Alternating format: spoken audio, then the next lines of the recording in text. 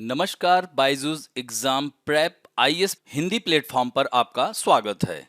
आज हम लोग 20 जनवरी 2022 के द हिंदू समाचार पत्र का विश्लेषण करेंगे, जो कि आगामी संघ लोक सेवा आयोग की प्रारंभिक एवं मुख्य परीक्षा के दृष्टिकोण से लाभदायक सिद्ध होगा। खबरों को शुरू करने से पहले एक महत्वपूर्ण सूचना है कि Byju's national scholarship test organise कर रहा है, जिसके लिए 22 जनवरी शाम 6 बजे तक रजिस्ट्रेशन कर सकते हैं। यानी 6 बजे के बाद रजिस्ट्रेशन बंद हो जाएगा।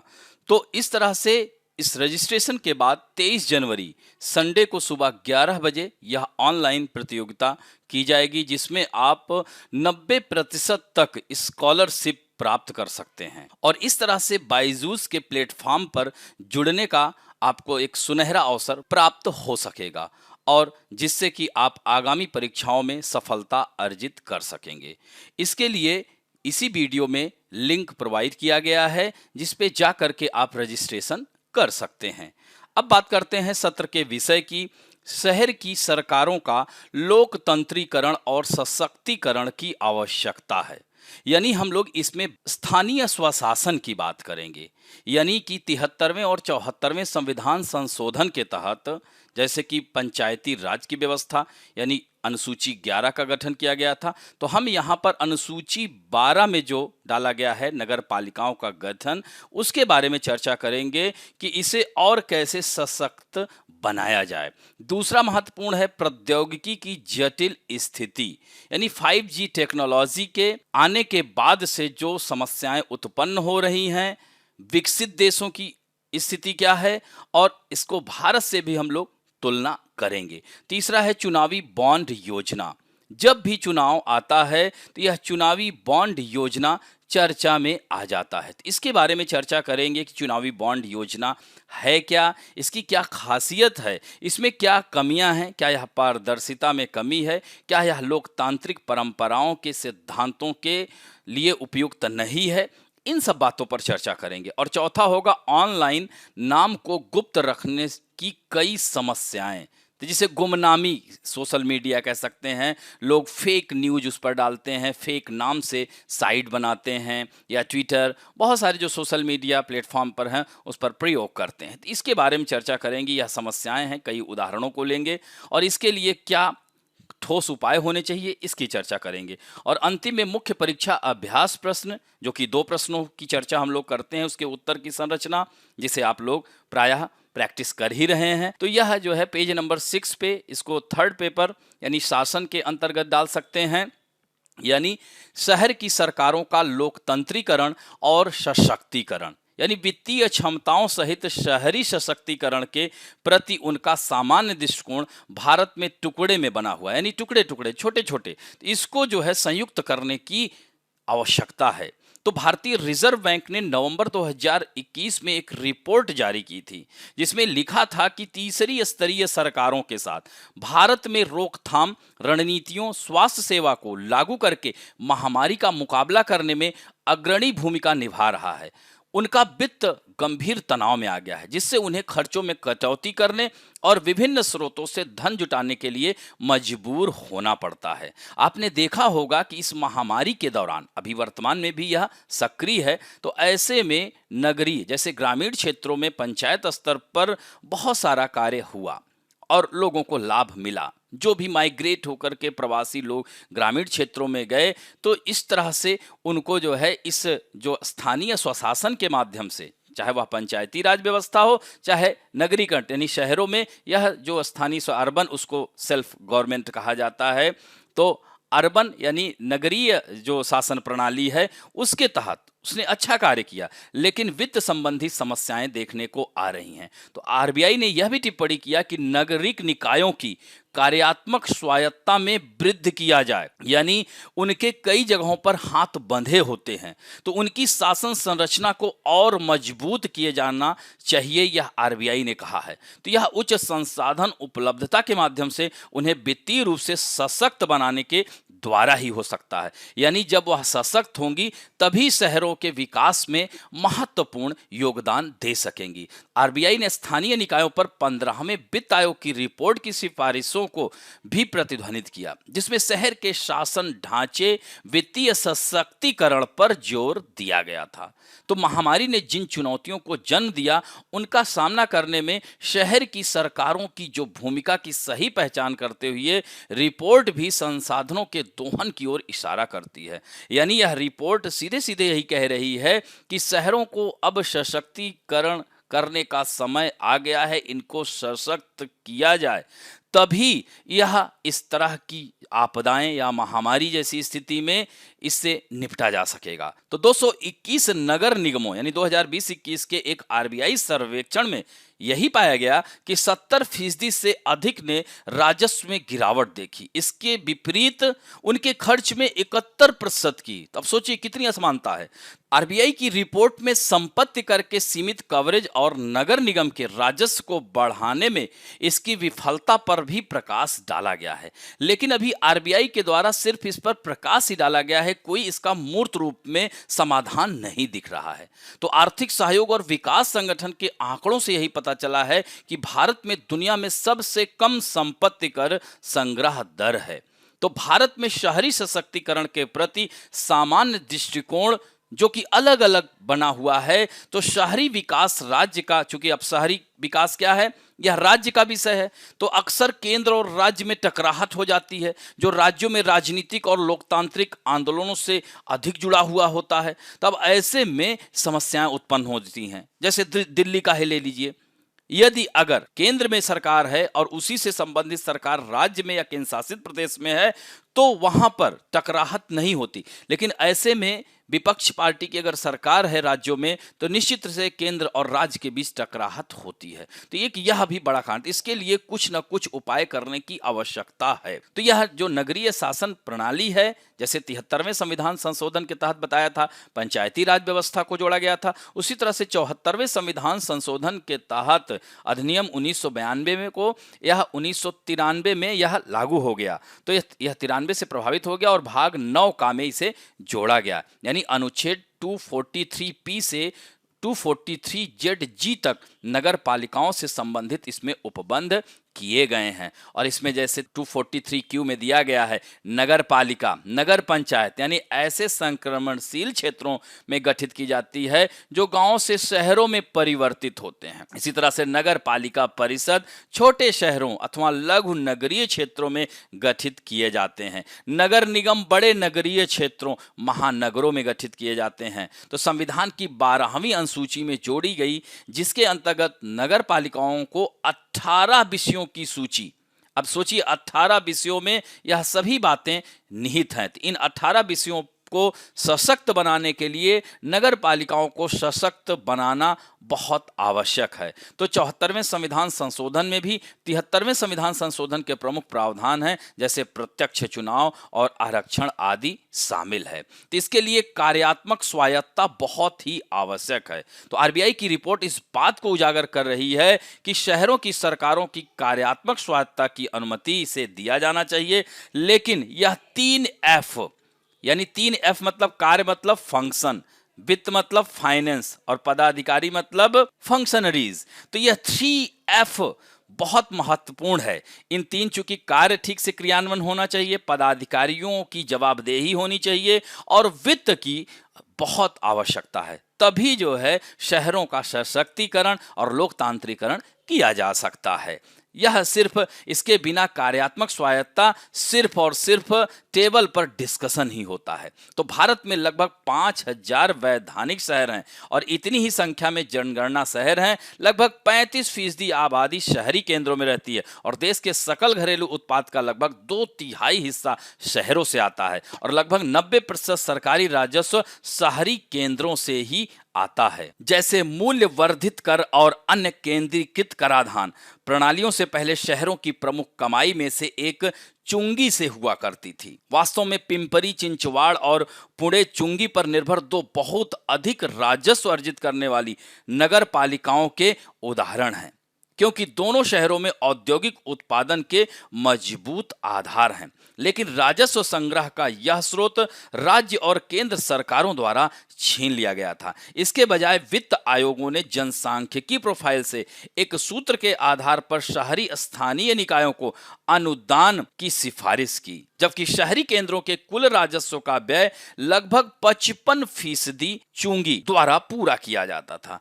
अब अनुदान केवल 15% व्यय को कवर करता है। तो ऐसी स्थिति में कस्बों के लिए अपने न्यूनतम कार्य को करने की क्षमता को बनाए रखना मुश्किल हो जाता है, खासकर नवीनतम वेतन आयोग की सिफारिशों के साथ। तो इसके परिणाम स्वरूप लोगों पर अधिक करों का बोझ, नगर पालिकाओं की सेवाओं का निजीकरण, आउटसोर्सिंग का दुष्चक्र बन गया है और यह एक अखिल भारतीय परिघटना है और शहरों की ग्रेडिंग और शहरी नीतियां इससे जुड़ी हुई हैं। तो अब ऐसे में वक्त आ गया है कि इसे कार्यात्मक स्वायत्तता प्रदान की जाए। अब ऐसे में क्या किए जाने की आवश्यकता है? तो शहरों को शासन के महत्वपूर्ण केंद्र के रूप में माना जाना चाहिए, जहां लोकतांत्रिक विकेंद्रीकरण आश्चर्यजनक परिणाम ला सकता है, जैसे केरल में आपने देखा होगा, जिससे पारदर्शिता और लोगों की पर्याप्त भागीदारी संपन्न हो सकेगी। तो संवेदनशील समुदायों को ध्यान में रखते हुए आपदा जोखिम न्यूनीकरण योजना सुनिश्चित करने के लिए शहरों को मात्रात्मक और गुणात्मक डेटा के लिए आवश्यक संसाधन तुरंत उपलब्ध कराए जाने चाहिए। शहरों को उद्यमिता के स्थान के रूप में नहीं माना जाना चाहिए, जहां एकमात्र प्रेरक शक्ति उन्हें निवेश आकर्षित करने के लिए प्रतिस्पर्धी बनाता है। तो इस तरह से संसाधनों पर पर्याप्त ध्यान देकर उन्हें नियोजित विकास के लिए स्थान के रूप में माना जाना चाहिए, न कि उद्यमिता के रूप में। हमारे शहर जलवायु परिवर्तन के प्रभाव के लिए शायद ही तैयार हैं, न ही उनके पास अनुकूलतम रणनीतियां हैं। संवेदनशील समुदायों को ध्यान में रखते हुए आपदा जोखिम न्यूनीकरण योजना सुनिश्चित करने के लिए शहरों को मात्रात्मक और गुणात्मक डेटा के लिए आवश्यक संसाधन तुरंत उपलब्ध कराए जाने चाहिए।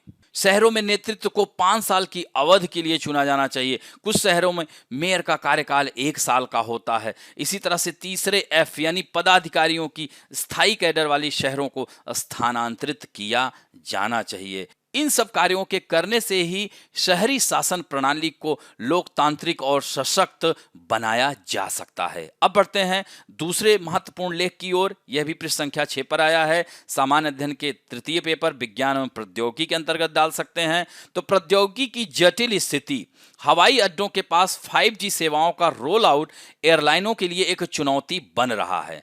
तो इसमें संयुक्त राज्य अमेरिका की प्रमुख दूरसंचार कंपनियों द्वारा 5G सेवाओं को शुरू करने के लिए $81 बिलियन मूल्य के सी बैंड रेडियो स्पेक्ट्रम के लिए बोलियां जीतने के लगभग 11 महीने के बाद ही समस्या आ गई, जब देश की प्रमुख एयरलाइनों ने बड़े पैमाने पर उड़ान व्यवधानों की चेतावनी दे डाली। तो दो प्रमुख दूरसंचार कंपनियों की प्रतिबद्धताओं के बावजूद अमेरिका के लिए उड़ान भरने वाली कई घरेलू और अंतर्राष्ट्रीय एयरलाइनों ने फेडरल एविएशन एडमिनिस्ट्रेशन और विमान निर्माताओं की चेतावनी का हवाला देते हुए कई गंतव्यों के लिए उड़ानें रद्द करने की संभावना के साथ प्रमुख पुनर्निर्धारण की घोषणा की है कि सटीक कामकाज कुछ विमानों में radar altimeter 5G radio frequency से प्रभावित हो सकते हैं। तो अल्टीमीटर क्या है? तो अल्टीमीटर एक विमान की ऊंचाई के बारे में जानकारी प्रदान करते हैं और पायलटों के लिए उड़ान संचालन का एक महत्वपूर्ण हिस्सा है,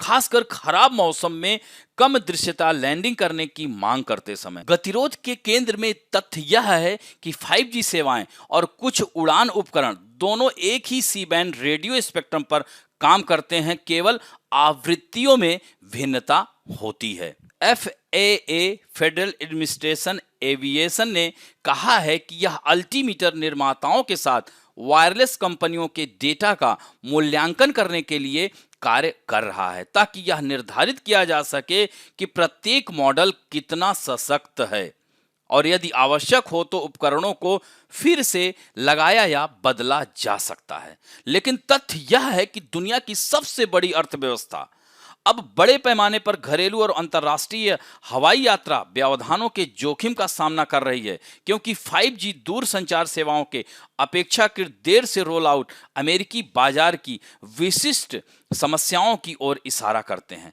इसमें 5G के लिए वहां आवंटित आवृत्तियों को विशेष रूप से शामिल किया है। सोचिए, जब अमेरिका जैसे सशक्तशाली देश की यह स्थिति है तो भारत की स्थिति क्या होगी। दक्षिण कोरिया, चीन, जापान और कई यूरोपीय देशों ने पहले ही 5G सेवाओं को सफलतापूर्वक शुरू कर दिया है। तो ऐसे में भारत जैसे देश का क्या हाल होगा। क्योंकि भारत में वायरलेस नेटवर्क पर अधिक निर्भरता, अधिक स्पेक्ट्रम मूल्य, डिजिटल विभाजन, बहुत सारी सामाजिक संरचना और संरचना विकास, यह सब समस्याएं हैं जिनका समाधान करना आवश्यक होगा। तभी 5G टेक्नोलॉजी का हम प्रयोग ठीक ढंग से कर सकेंगे। क्योंकि FAA ने यानी फेडरल एडमिनिस्ट्रेशन एविएशन ने अपनी वेबसाइट पर फ्रांस की स्थिति की तुलना में अमेरिका में प्रस्तावित 5G रोल आउट की बारीकियों की ओर इशारा किया और कहा कि कुछ प्रमुख अंतर चुनौतियों का सामना करते हैं। विमानन नियामक अमेरिकी हवाई अड्डों के नियोजित बफर जोन का विरोध करता है, केवल अंतिम 20 सेकेंड की उड़ान की रक्षा करता है, जबकि फ्रांस में अंतिम 96 सेकेंड की उड़ान 5G सिग्नल से किसी भी रुकावट से सुरक्षित होती है। इसके अलावा फ्रांस में 5G बिजली का स्तर बहुत कम है, यहां तक कि अमेरिका में नियोजित अस्थायी राष्ट्रव्यापी निचले बिजली के स्तर अभी भी 2.5 गुना अधिक शक्तिशाली होने की उम्मीद है। उसके बावजूद भी यह समस्या देखने को आ रही है। तो इस पर जो है ध्यान देने की आवश्यकता है। इसके साथ साथ विकासशील देशों में, खासकर हमारे भारत को इस पर पूरी तरह से नजर रखने की आवश्यकता है। अब दोस्तों, यहीं पर थोड़ा सा 5G तकनीक, हालांकि आप जान गए होंगे कि ये क्या है, काफी दिनों से हम लोग डिस्कस कर रहे हैं।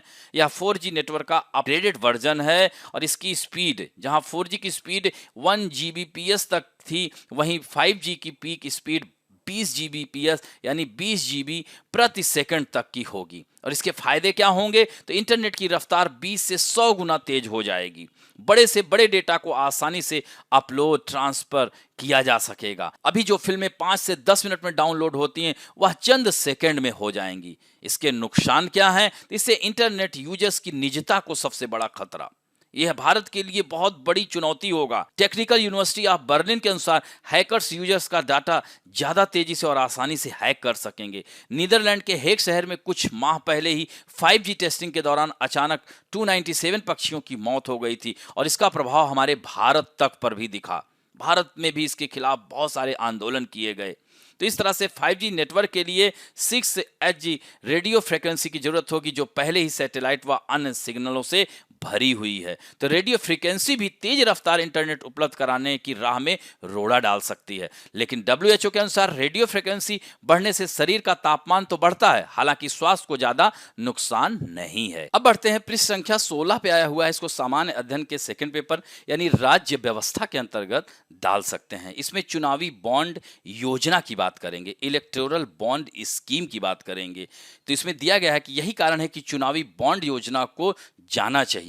इसका काफी विरोध हो रहा है। तो यह नागरिकों और मतदाताओं से जानने के अधिकार का ज्ञात रखते हुए भारत के लोकतंत्र के मूल सिद्धांतों का उल्लंघन कर रहा है, ऐसा विशेषज्ञों का मानना है। विपक्ष का भी यही मानना है। इसमें पारदर्शिता की कमी है। तो यह जो है चुनावी बॉन्ड, जब भी चुनाव नजदीक आता है, जैसे अब 19वीं किस्त जिसे नगद दान के विकल्प के रूप में पेश किया गया है, तो 5 राज्यों में आगामी विधानसभा चुनाव से पहले 1 से 10 जनवरी तक बिक्री पर है।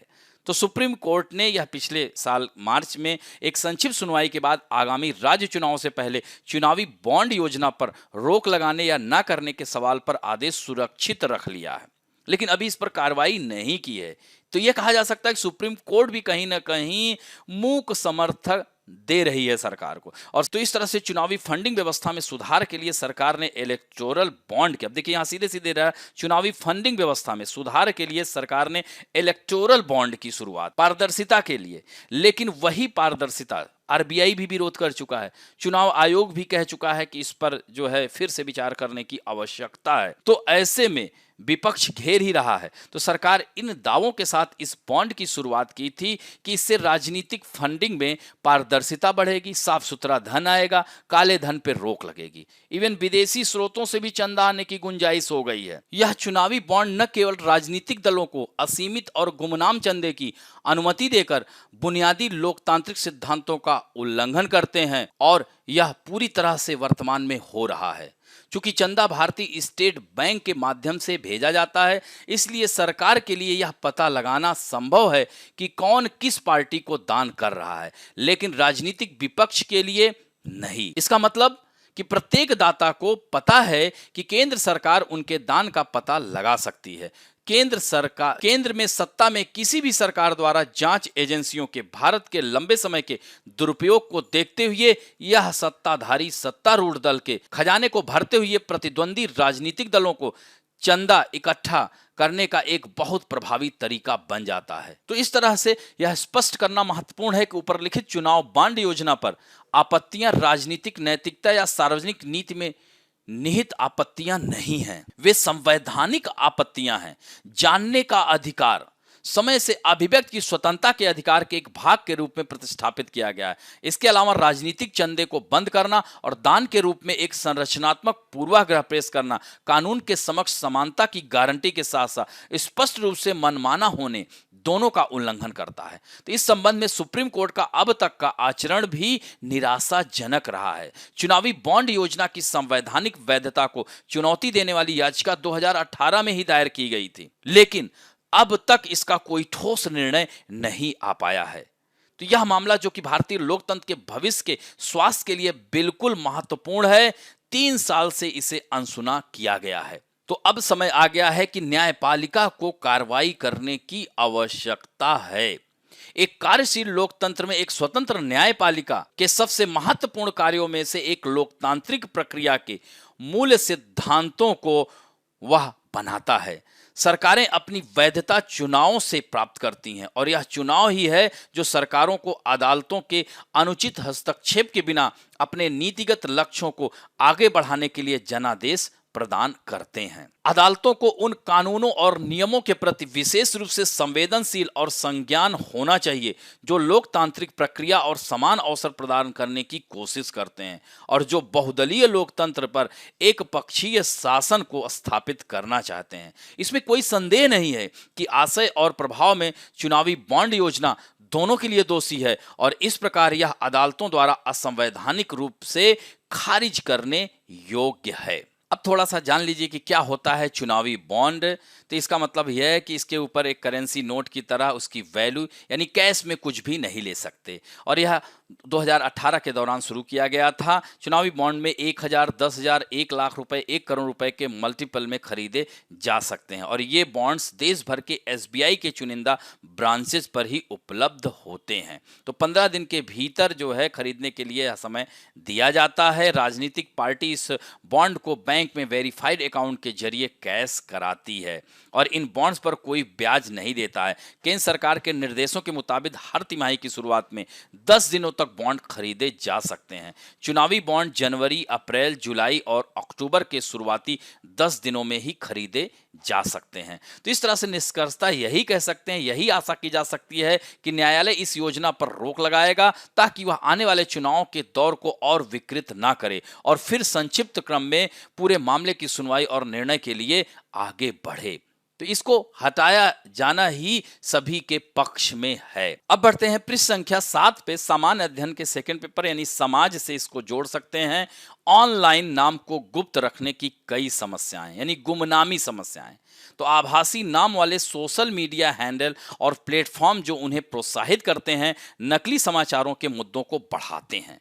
तो इस तरह से विवरण यही है कि जब कोई आपको नहीं देख रहा है तो आप कैसा व्यवहार करेंगे। हम सभी को अपने बचपन का एक कक्षा का दृश्य याद होगा। तो यहाँ पर लेखक ने उदाहरण लिया है, जैसे स्कूल में आप देखते थे शिक्षक पढ़ा रहा होता है, बोर्ड पर जब लिख रहा होता है तो पीछे छात्र कागज की जहाज या नाव बना करके फेंकते हैं। फिर बाद में गुस्साया हुआ शिक्षक पीछे मुड़कर देखता है, किसने किया? पूरी क्लास चुप रहती है। तो इसी तरह से भीड़ भाड़ वाले सभागार में कभी कभी कोई व्यंग्यात्मक टिप्पणी करता है और मंच पर मौजूद लोगों को पता ही नहीं चलता कि किसने शांति को भंग की। और यही आज यह ऑनलाइन होने लगा है। तो गुमनामी सोशल मीडिया पर कैसे काम करती है? तो सबसे आम प्रकार की गुमनामी में छद्म नाम का उपयोग, नकली फोटो, नकली नाम, नकली चित्र लगा करके किया जाता है। तो कुछ लोग छद्म शब्दों का उपयोग भी कर सकते हैं, अपनी पहचान छुपा सकते हैं, आभासी नाम रखते हैं। कुछ लोग अपने नाम के ही को तोड़ करके उसको प्रयोग करते हैं। तो इस तरह के आप आए दिन खबरें सुनते होंगे और यह बहुत बड़ी समस्या का रूप लेता जा रहा है। तो ये सब क्या है? डिजिटल इंडिया, निश्चित रूप से डिजिटली तो हम लोग विकसित हो रहे हैं, लेकिन इस तरह की समस्याओं से भी रूबरू हो रहे हैं। तो लोग सोशल, अब आपने देखा होगा फेसबुक पर लोग फेक आईडी बना बना करके आपके पास इस महामारी के दौरान पैसे मांग रहे हैं। ये सब यह इसके साइड इफेक्ट्स हैं। लोग सोशल मीडिया पर गुमनाम क्यों रहना चाह रहे हैं? नाम न छिपाने का सबसे प्रसिद्ध कारण प्रतिशोधी सरकारों के खिलाफ सच बोलने में सक्षम होना। हालांकि सरकार के खिलाफ अगर कुछ भी आप बोलते हैं तो वह प्रयास के द्वारा सरकार अपने संसाधनों का प्रयोग करके उस व्यक्ति का पता लगाने में सक्षम है। तो लेकिन जो प्लेटफार्मों द्वारा, चाहे वह जो भी नए नए प्लेटफॉर्म जो बनाए जा रहे हैं, इनको प्रोत्साहन दिया जा रहा है। लेकिन क्या होता है जब प्लेटफॉर्म सक्रिय रूप से प्रतिभागियों को गुमनाम रहने के लिए प्रोत्साहित करते हैं? तो प्लेटफॉर्म जानते हैं कि वास्तविक व्यक्ति कौन है, लेकिन वे ऐसे लोगों को ऑनलाइन बातचीत में भाग लेने की अनुमति देते समय किसी भी पहचान योग्य जानकारी को छिपाते हैं। कोई पता ही नहीं कर पाता है कि यह कहां से इसका प्रयोग किया गया है। ग्लासडोर जैसे प्लेटफॉर्म पर विचार करें जहां गुमनाम समीक्षाएं आदर्श हैं। ग्लासडोर ने अपने सामुदायिक दिशा निर्देशों में उल्लेख किया है कि गोपनीयता की रक्षा के लिए हम आपको अपनी पोस्ट में खुद की पहचान करने या किसी भी संपर्क जानकारी को शामिल करने की अनुमति नहीं देते। अब सोचिए, खुद की जानकारी भी आप नहीं प्राप्त कर सकते अगर आपने उसमें डाल दिया तो। इसी तरह के अन्य ऑनलाइन है समुदाय, फिशबो सुना होगा, जो गुमनामी के प्लेटफॉर्म पर यह डेवलप होता है। तो यह मंच कहता है कि यदि आप चुनते हैं तो आपकी पोस्ट केवल आपकी कंपनी के नाम या व्यावसायिक शीर्षक का उपयोग करके निजी तौर पर बनाई जा सकती है, लेकिन फिशबो पर आपकी उपस्थिति सार्वजनिक है। इसी तरह से रेडिट एक प्रसिद्ध मंच है गुमनामी के लिए। तो रेडिट के सह संस्थापक स्टीव हाफमैन ने कहा, जब लोग अपनी वास्तविक दुनिया की पहचान से अलग हो जाते हैं तो वे खुद के लिए एक अधिक प्रामाणिक और अधिक सच्चे हो सकते हैं। इसी तरह से फेक न्यूज शेयर करना, मुद्दा यहाँ केवल अतिवादी राय का ही नहीं बल्कि गलत सूचना और दुष्प्रचार का भी। आप देखते होंगे व्हाट्सएप, फेसबुक, ट्विटर, इन सब पे गलत फेक न्यूज प्रसारित की जा रही हैं और लोग उसको सच भी मान लेते हैं। तो यह पहले से ही बड़ी समस्याएं हैं और गुमनामी या तो पसंद से या प्लेटफॉर्मों द्वारा लागू किसी व्यक्ति को जनता की राय से, निर्णय से बचने की शक्ति देती है। यदि कोई व्यक्ति जो ट्विटर पर गुमनाम होने का विकल्प चुनता है तो उसके बारे में कुछ नकली जानकारी साझा करता है और अलग अलग डिग्री में आपकी प्रतिष्ठा को प्रभावित करता है, तो आपका एकमात्र विकल्प पुलिस के पास जाना और फिर कार्रवाई करने के लिए मंच प्राप्त करना हो जाता है। तो इस तरह से आगे की राह यही हो सकती है कि किसी भी छद्म नाम वाली ऑनलाइन इकाई के लिए तर्कसंगत या भावनात्मक रूप से अपील आप नहीं कर सकते। आप उनके दुष्प्रचार को खत्म करने के लिए उन्हें शर्मिंदा नहीं कर सकते। अतः कार्रवाई करने के लिए सोशल मीडिया प्लेटफॉर्म कंपनी या कानून प्रवर्तन एजेंसियों को इस समस्या का समाधान करने की आवश्यकता है और निश्चित रूप से समय रहते हुए इस पर नहीं प्रयोग किया गया तो आने वाले दिनों में समस्याएं और बढ़ जाएंगी। अब बढ़ते हैं मुख्य परीक्षा अभ्यास प्रश्न में। चुनावी बॉन्ड योजना में कुछ खामियां क्या हैं और इस योजना को बेहतर बनाने के लिए संभावित समाधान क्या हो सकते हैं? तो वर्तमान 5 राज्यों का आपको जिक्र करना है। चूंकि 1 से 10 जनवरी के बीच चुनावी बॉन्ड जारी किए गए हैं, तो चुनावी बॉन्ड योजना भारत के लोकतंत्र के मूल सिद्धांतों का उल्लंघन कर रहा है। तो ये किस प्रकार कर रहा है, किस प्रकार लोगों के जानने के अधिकार को हतोत्साहित कर रहा है, इन बातों को संक्षिप्त में भूमिका में लिखते हुए आपको मध्य भाग में पहुंच जाना है। और उसमें चुनावी बॉन्ड योजना क्या है, इसकी क्या विशेषता है, इसमें क्या खामियां हैं, इसका विरोध क्यों हो रहा है जैसे आरबीआई ने भी कहा था, चुनाव आयोग ने भी इस पर टिप्पणी की थी। फिर न्यायपालिका की भूमिका, क्या न्यायपालिका को अब इस पर कुछ ठोस निर्णय लेने का समय आ गया है? इन सब बातों का उल्लेख कीजिए और अंत में संक्षेप में उत्तर का निष्कर्ष लिखें। अब बढ़ते हैं दूसरे प्रश्न की ओर। क्या भारत के संघवाद के लिए एक और स्तर पर विचार करने और जमीनी स्तर पर विकास सुनिश्चित करने हेतु शहरी शासन प्रणाली को सशक्त बनाने का समय आ गया है? तो भारतीय रिजर्व बैंक द्वारा जारी रिपोर्ट का इसमें आपको जिक्र करते हुए शहर की सरकारों की लोकतांत्रिकरण और सशक्तिकरण की आवश्यकता है, यानी नगरीय प्रशासन या कह सकते हैं स्वशासन को सशक्त करने की आवश्यकता है, भूमिका में डालते हुए फिर शहरी शासन प्रणाली के बारे में थोड़ा सा बताना है, इसके संवैधानिक प्रावधान की भी चर्चा करना है, इसको कैसे सशक्त बनाया जा सकता है, अभी क्या खामियां हैं इसमें, क्या कमियां हैं, जैसे बताया था 3F, इसका जिक्र जरूर कीजिएगा और अंत में इसके उत्तर के निष्कर्ष को अंत में जरूर लिखिएगा। तो इस तरह से आज का अंक यहीं समाप्त करते हैं। आशा करता हूं कि आज का भी वीडियो आप लोगों को अच्छा लगा होगा और अच्छा लगे तो प्लीज लाइक, शेयर, सब्सक्राइब और बेल आइकन दबाना ना भूलें। धन्यवाद।